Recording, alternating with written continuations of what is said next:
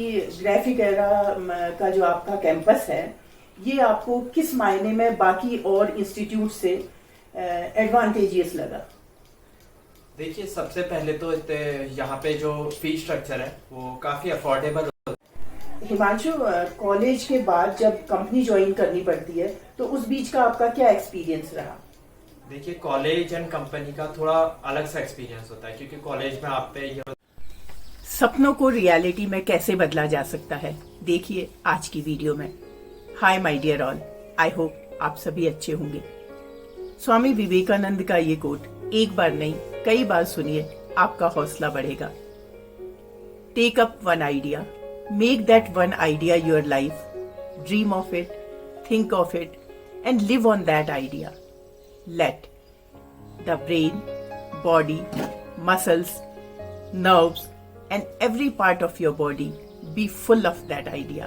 That is the only mantra of success. मैं अपने viewers की मुलाकात करवा रही हूँ हिमांशु भट्ट से, जो कि भीमताल के रहने वाले हैं और उन्होंने ग्राफिक एरा हिल यूनिवर्सिटी भीमताल कैंपस से 2022 में कंप्यूटर साइंस से बीटेक की डिग्री ली है और इसी साल आपका अमेजन कंपनी में 44.14 लाख के पैकेज पर प्लेसमेंट भी लिया है। कांग्रेचुलेशन हिमांशु। जरा बताइए, वीडियो की शुरुआत करते हैं हम आपके बचपन से, आपकी स्कूलिंग से। तो शुरुआत से ही मैं भीमताल में रहा हूँ, तो मेरी स्कूलिंग भी भीमताल से ही हुई।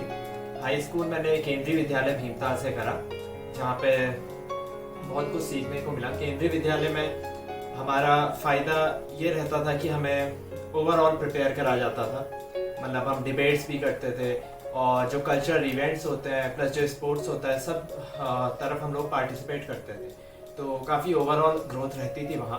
उसके बाद फिर मैं HGS स्कूल चले गया, जो हरमन माइनर स्कूल है भीमताल में। तो यहाँ से मैंने 12th करा, अपना इंटरमीडिएट कंप्लीट करा एंड देन उसके बाद डिसाइड करना था कि आगे क्या करना है। देन ये था कि साइंस और टेक्नोलॉजी पे मेरा इंटरेस्ट तो था, काफ़ी इंटरेस्ट था, लेकिन उस टाइम पे एक डिसीजन पॉइंट होता है स्टूडेंट के लिए कि क्या करना है। तो मैंने डिसाइड करा कि बीटेक करा जाए और ये बीटेक कंप्यूटर साइंस से करा जाए। और फिर मैंने ग्राफिक एरा यूनिवर्सिटी में भीमताल में एडमिशन लिया एंड यहाँ से अपना कंप्यूटर साइंस में बीटेक स्टार्ट करा। मैं आपको रोकूंगी यहाँ पर। एक बात आप मुझे बताइए, क्या आपने 12th करने के बाद आपने कोई कोचिंग ली? नहीं, कोई कोचिंग नहीं ली, डायरेक्ट कॉलेज ज्वाइन। तो आपको क्या लगता है कि आजकल जनरली पेरेंट्स को भी ये होता है कि बच्चा जब 11th एंड 12th में होता है कि उसके बाद उसको कोचिंग करानी है, बच्चा गैप लेता है, कोचिंग करता है, लोग अपना घर छोड़ के बाहर जाते हैं कोचिंग करने के लिए। तो आपको क्या लगता है कि बच्चों के लिए कोचिंग कितना जरूरी है? क्या बच्चा बिना कोचिंग के एग्जाम, एंट्रेंस एग्जाम अपना क्रैक कर सकता है? देखिए, आजकल काफ़ी कोर्सेज जो है ऑनलाइन हो चुके हैं, तो काफ़ी जो ट्यूटर्स हैं, मेंटर्स हैं, वो ऑनलाइन अवेलेबल हैं। तो आप ऑनलाइन भी ये चीज़ें कर सकते हैं, जैसे कुछ ऐप्स होते हैं जिनसे आप अपना सब्सक्रिप्शन ले सकते हैं और ऑनलाइन आप अपनी पूरी तैयारी कर सकते हैं अगर आपको कोचिंग करनी है। लेकिन कुछ लोगों का होता है उन्हें इन पर्सन कोचिंग या ऑफलाइन कोचिंग ज़्यादा प्रेफरेबल होती है। तो ये एक स्टूडेंट का भी डिसीज़न रहता है कि अगर वो उन्हें ऑनलाइन कर सकते हैं तो सारे रिसोर्सेज अवेलेबल हैं, तो वो बिना कोचिंग के भी कोई एग्जाम क्रैक कर सकते हैं।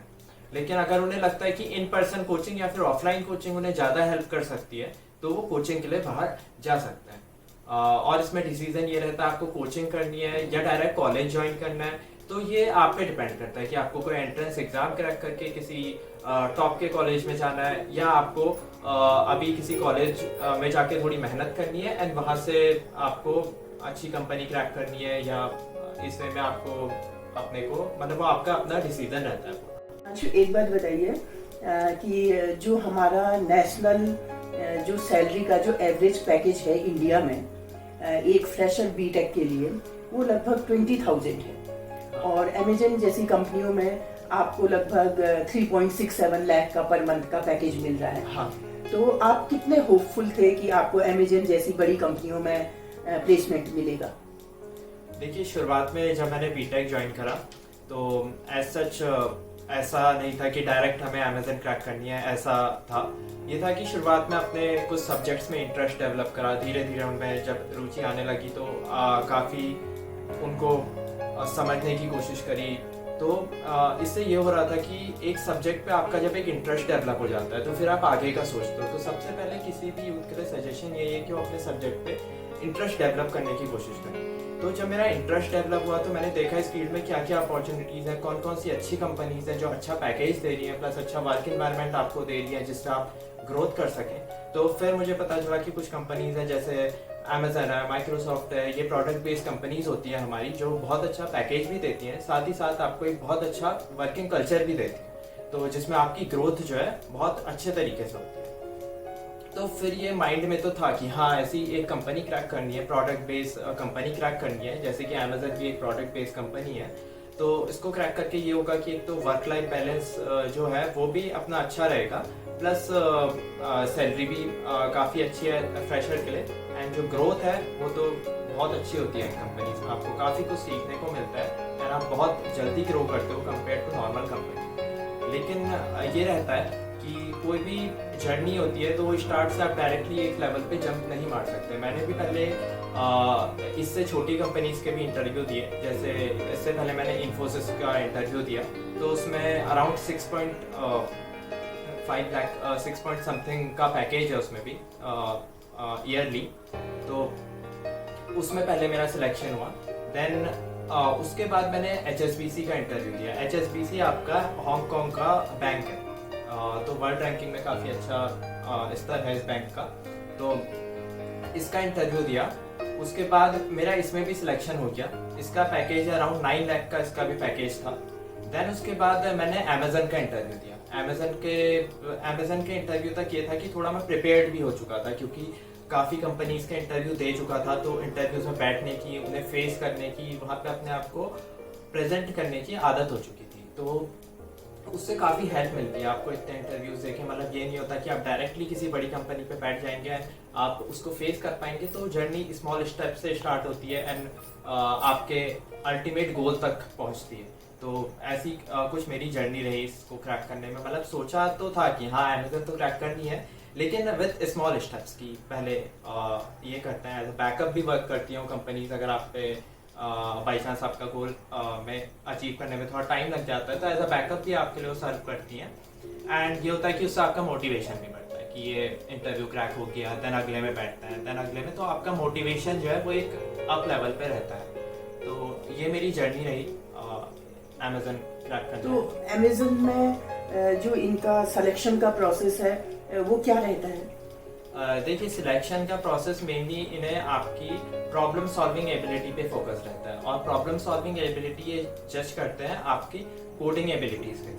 तो आपको कोई प्रॉब्लम दी जा रही है, आप अपना कैसे दिमाग बढ़िया शांत तरीके से आप उसको कैसे उसका एक सल्यूशन, एक अप्रोच तक आप पहुंचते हैं। तो वो चीज़ यहाँ पे देखी जाती है कि आप किस तरीके से, आपको कोई रैंडम आपको कोई भी प्रॉब्लम दे दी जाए और आप उसको सॉल्व करने के लिए आप किस तरीके से अपना दिमाग लगाते हैं और किस तरीके से आप उसके सोल्यूशन तक पहुंचने का अप्रोच रखते हैं। तो मेनली उनको आपके अप्रोच से मतलब है, इसलिए वो कोडिंग पे आपको टेस्ट करना है। कोई भी आपको प्रॉब्लम दे देंगे एंड आपको पहले तो अपनी थिंकिंग थॉट प्रोसेस बतानी है कि आप क्या सोच रहे हैं, देन आपको अपनी थिंकिंग को टेस्ट करके दिखाना है कि एक एग्जाम्पल काइंड ऑफ देके कि या ये वर्क कर रहा है।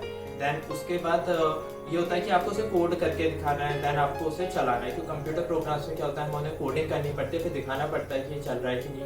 तो उस वे में हमें दिखाना पड़ता है। तो एज अ कंप्लीट सोल्यूशन हम उनको प्रोवाइड करते हैं। तो मेनली जो ये कंपनीज आपको देखिए कि आपकी प्रॉब्लम सॉल्विंग एबिलिटी, कोई भी आपको प्रॉब्लम आती है, आप शांत दिमाग से उस प्रॉब्लम का सोल्यूशन निकाल पा रहे हो, उसको अप्रोच कर पा रहे हो, तो ये मेनली ये कंपनीज जज करने लगती है।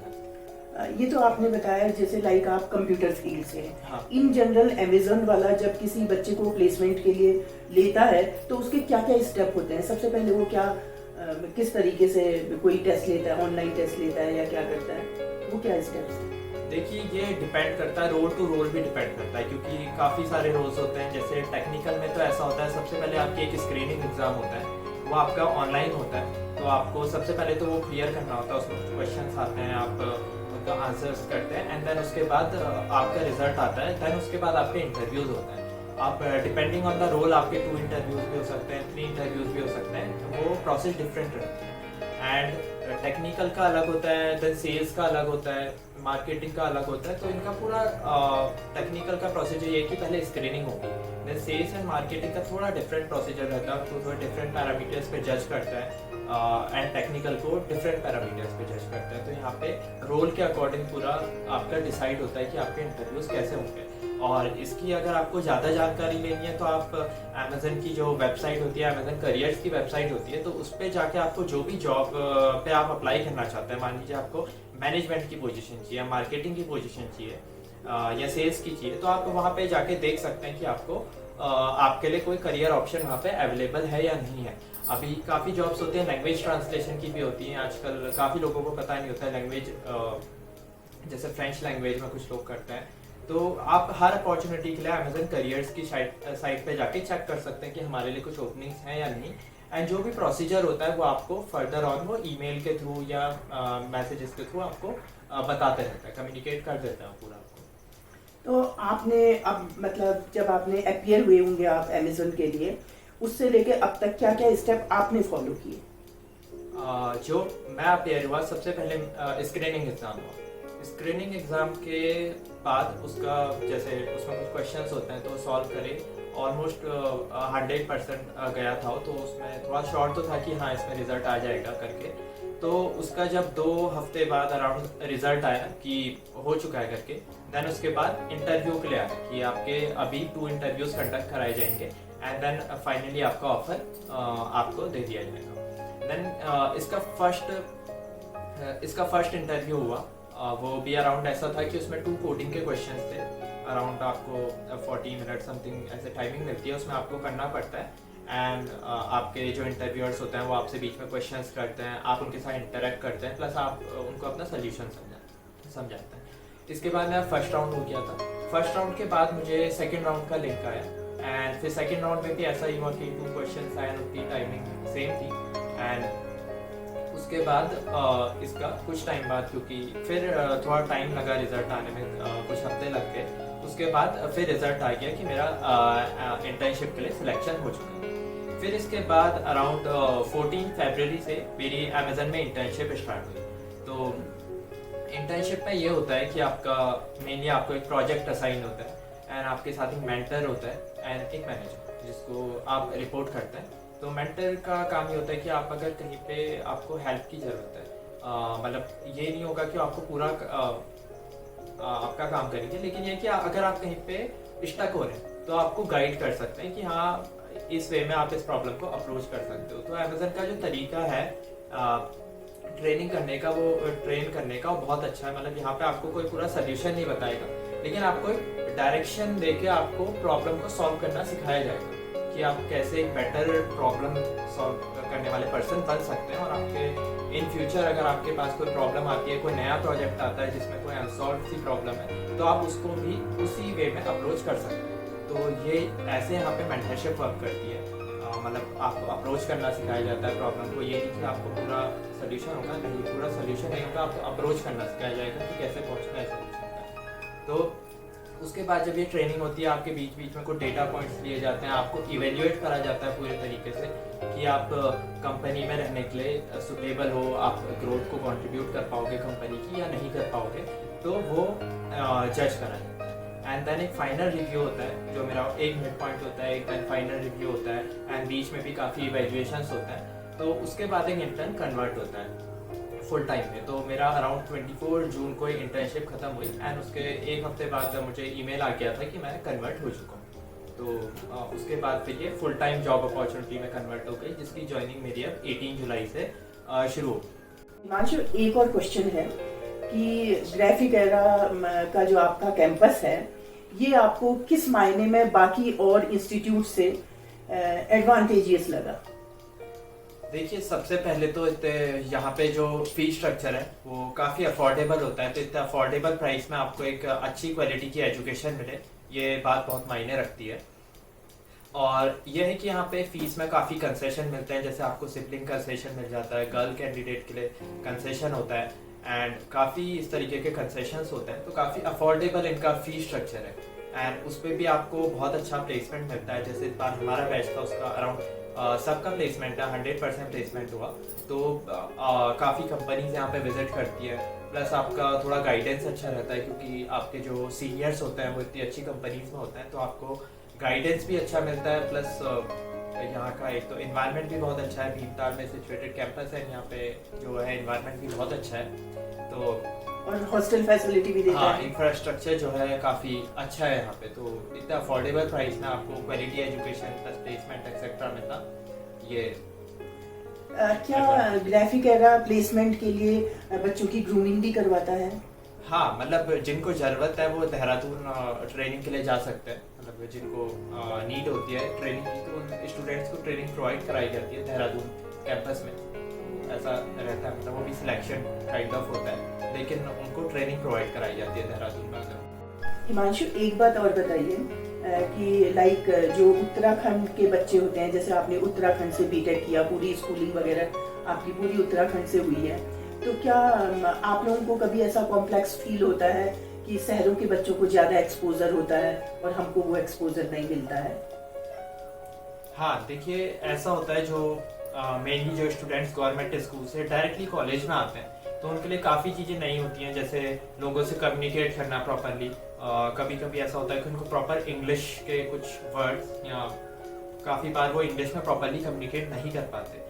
एंड सेकंड थिंग जो होता है, टेक्निकल एक्सपोजर थोड़ा कम होता है गवर्नमेंट के जो स्कूल्स होते हैं उनमें, मतलब इनको कंप्यूटर प्रॉपरली यूज़ करना, ऑपरेट करना नहीं आता है, तो उससे उनको थोड़ा अंदर से फियर बनता है। एंड जैसे जैसे वो फियर बिल्डअप होता है तो वो अपने आप को थोड़ा लो समझता है, उससे उनका परफॉर्मेंस अफेक्ट होता है। तो मैं यही एडवाइस दूंगा कि अभी तक जो हुआ वो तो है, ठीक है, आपके अंदर कुछ प्रॉब्लम्स हैं, लेकिन उन वीक पॉइंट्स पे फोकस करके उन्हें इम्प्रूव करा जा सकता है।